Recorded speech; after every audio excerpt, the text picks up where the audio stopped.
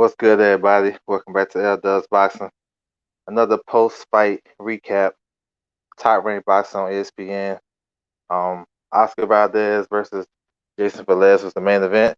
We're gonna talk about the fights. I'm saying this is the last bubble fight of the summer. Then they're gonna go back to like once a week, I think. And then what I'm saying, should be some bigger and better fights. So let's get into it. Let's talk about these fights. Um, all right, so young up and coming prospect Elvis Rodriguez scored a second round knockout, one punch KO over Dennis Okoth. Um, man, what can I say, man? The kid can punch. Um, Southpaw, you know what I'm saying? It was like I said in the pre-gaming show, it's gonna be one-way traffic, and that's exactly what it was. My man threw a straight left hand down the pipe, and my man he couldn't get back up. So I mean, like I said, Rodriguez is a hot looking prospect. You know what I'm saying? He's tough, can punch, get some good guidance from Freddie Roach, you know what I'm saying? And he got all knockouts. 8-0, 8 knockouts. So salute to him on a good performance, you know what I'm saying? So I look to see him pretty soon. All right. Go to the female fight. Clavel versus Natalie Gonzalez. This was a good fight though. You know what I'm saying? Both ladies was coming in there trying to show their dog and whatnot. Clavel was just a little bit more technically better.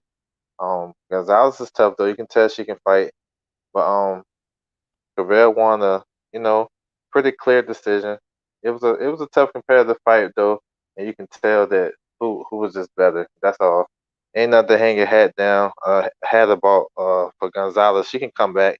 You know what I'm saying? So you know what I'm saying. Salute to the ladies. Put on a good performance.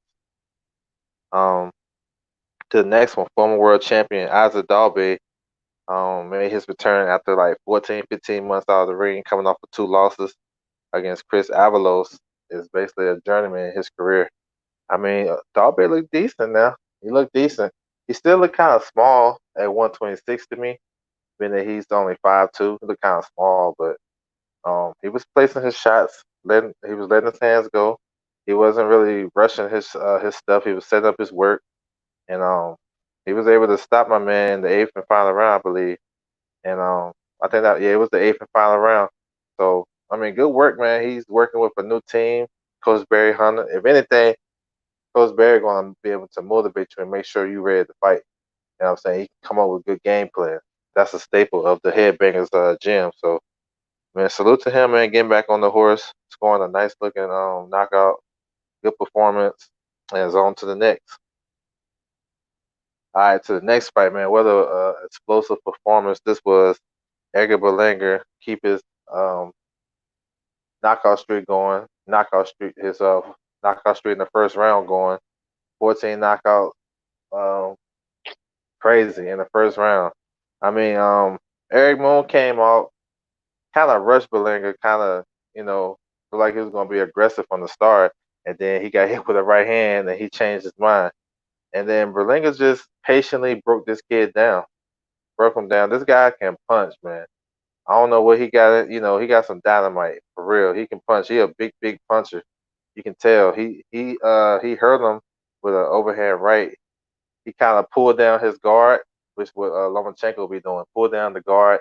He threw a right hook, and it landed on the top of the forehead. The guy was hurt right there. Then he just finished him off with another right hand right behind that.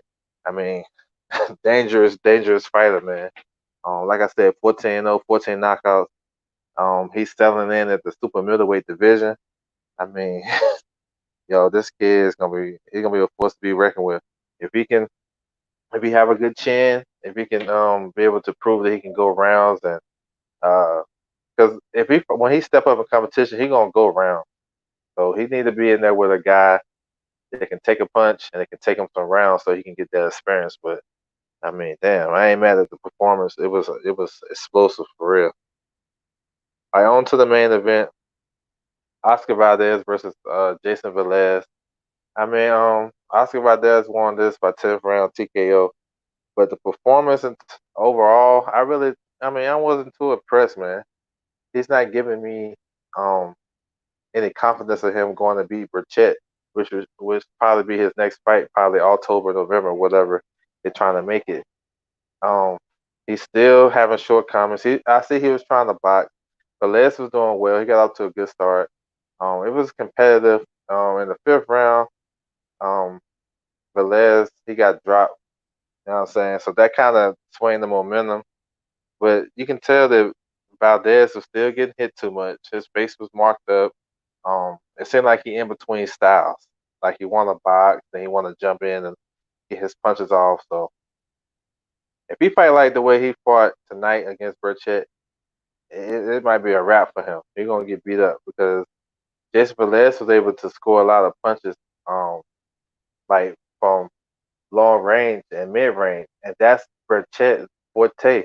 He got big power at long range. He one of the best long range punchers in boxing for real. He can beat you up with long range like jabs and straight right hands. So and then not to mention he got a powerful hook and overhand right hand. So um, Valdez gonna have to tighten up. He's gonna go into that fight next, but it should be a fun, entertaining fight with him and Burchett.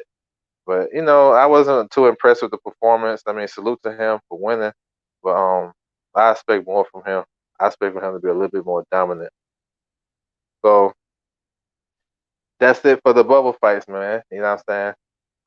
I enjoyed it, man.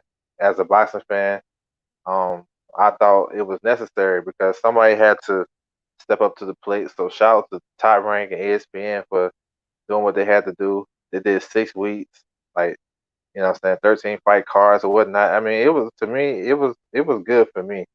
I mean, it take your mind off of what's going on in the world and get it's boxing. Boxing is back. So the true hardcore fans they're gonna watch it, even though they understand what it is. I mean, it's boxing at the end of the day. So I ain't mad at it. Make sure you guys subscribe to the channel. You know what I'm saying? If you haven't, hit the like button, drop some comments or whatnot. I'm saying if you want to hit me up on Twitter, there, go right there. Hit me up on Twitter at OverJ. We dropping boxing knowledge over there, chopping it up. It's all love. If you feel like you want to hop on the stream, want to talk boxing, you want to debate anything you're trying to do, just let me know.